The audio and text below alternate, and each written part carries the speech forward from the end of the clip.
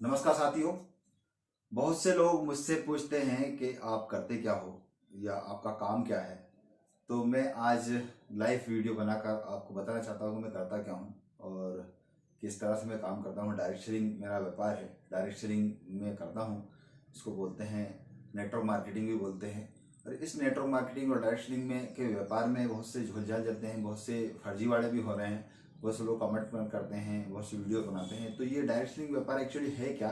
इस व्यापार को समझने से पहले हमें मार्केट का व्यापार को समझना पड़ेगा, जिसके बाद हमें डायरेक्ट सेलिंग व्यापार समझ में आएगा।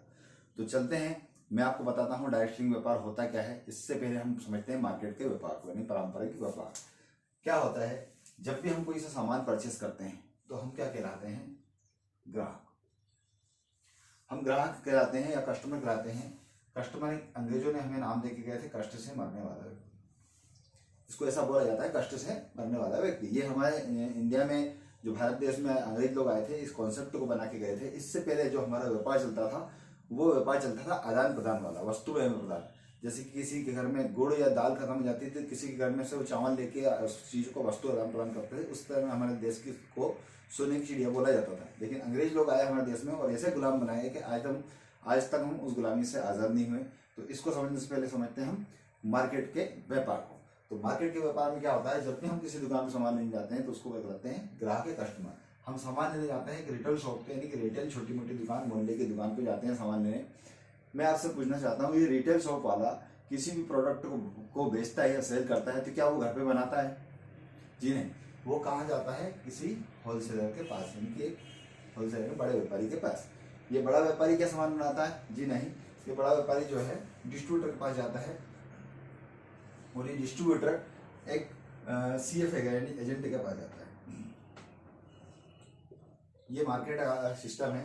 और ये CFA एजेंट भी घर पे नहीं बनाता, ये जाता है किसी कंपनी से माल लेने।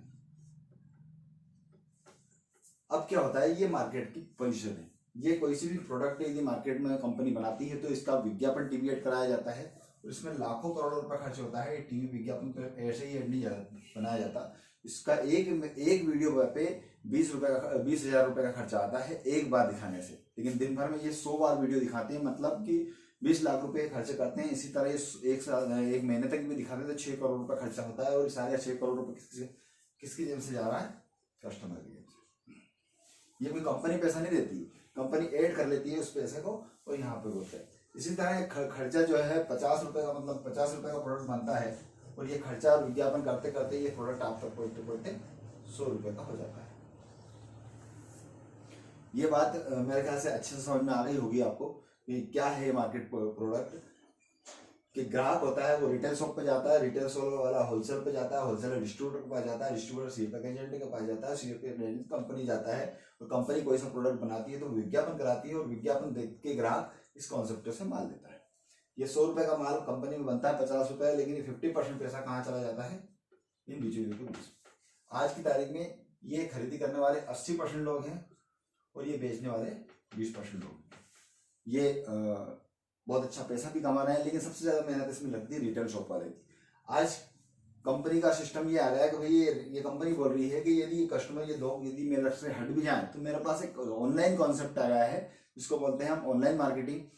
यदि ये लोग यहाँ पे काम नहीं करे, यदि ये लोग सामान यहाँ पे नहीं बेचेंगे तो कंपनी अपना सामान बेच लेगी दूसरे तरीके से। ये कहीं ना कहीं इनका व्यापार आने वाले समय में खत्म होने वाला है, क्योंकि ऑनलाइन मार्केटिंग बहुत तेजी से बढ़ने लगा है और बहुत से लोग ऑनलाइन मार्केटिंग का विरोध भी करते हैं। लेकिन मैं ये समझता हूँ ऑनलाइन मार्केटिंग बहुत अच्छा कॉन्सेप्ट है, जिसमें बहुत अच्छा सिस्टम है और इसको समझने के लिए हमारे डायरेक्ट सेलिंग मार्केटिंग को समझना बहुत जरूरी है। तो ऑनलाइन मार्केटिंग में क्या होता है, यहाँ पे भी कस्टमर होता है, यहाँ पे भी वही माल 100 रुपए का मिलता है। लेकिन यहाँ पे खरीदी करने से यह है कि आपको दुकान पे जाना पड़ता है। यहाँ पे खरीदी करने से आप घर बैठे एक फ्लिपकार्ट, अमेजन, आपके सबके मोबाइल में एक एप्लीकेशन होगा। फ्लिपकार्ट, अमेजन जैसे एक साइट होती है, मीशो है हुआ, या बहुत सारी ऐसी एप्लीकेशन है जहाँ पे लोग ऑनलाइन जाके खरीदी करते हैं और यहाँ पे कंपनी होती है। ये भी खरीदी करने का हमारा एक तरीका है। ये पुराना तरीका हो चुका है, अब लोग कहाँ पे शिफ्ट हो रहे हैं खरीदी करने, यहाँ पे खरीदी करने। लेकिन मैं आपसे पूछूं, यहाँ पे भी टीवी विज्ञापन होता है, यहाँ पे भी कस्टमर देखता है और यहाँ पे भी वही 50% पैसा यहाँ पे जाता है। तो 50% पैसा कहाँ जा रहा है? वही इन लोगों के बीच में। यहाँ पे कमाने वाले कितने लोग हैं? 2 लोग हैं। टीवी विज्ञापन वाला और एक एप्लीकेशन वाला। इसमें कंपनी का फायदा ये हो जाता है कि वो मोटे दाम पे इन लोगों को सामान बेचती है, बीच का जो 50% पैसा जो है ये कमा लेते हैं।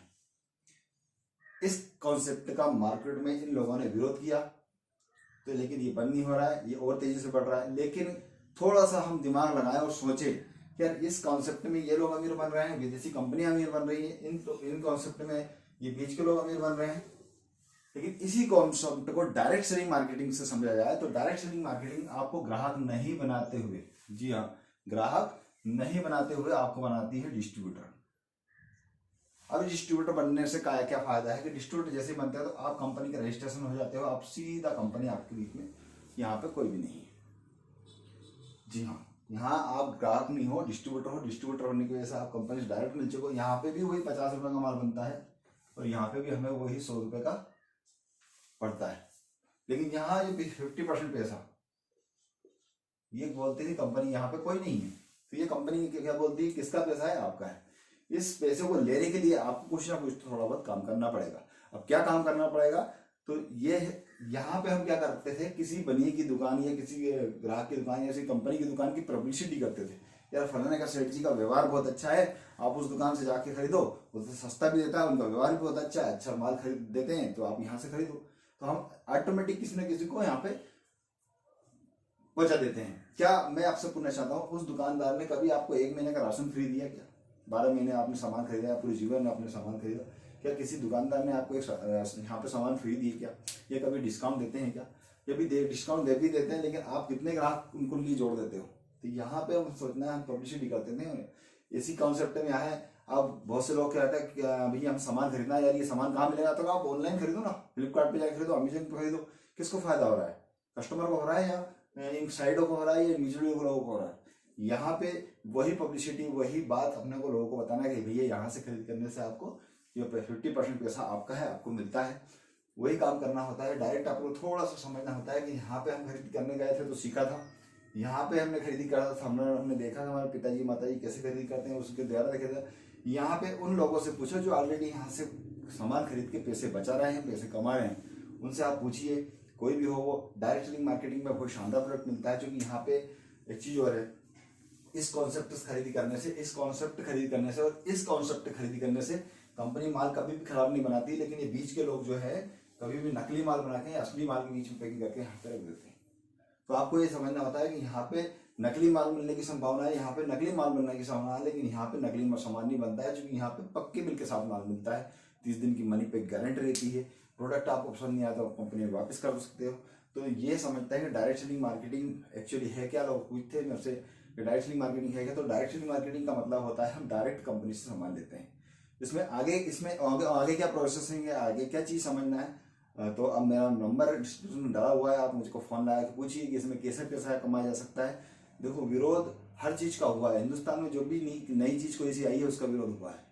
जब प्लास्टिक हमारे हिंदुस्तान में सबसे पहले आई थी, तो जब उस टाइम प्लास्टिक का बहुत विरोध हुआ था, लेकिन प्लास्टिक के विरोध करने वाले करते रह गए। लेकिन उन्होंने उस समय में, उस जमाने में जिन्होंने प्लास्टिक का व्यापार डाल दिया था, आज वो बहुत अलग तरह से।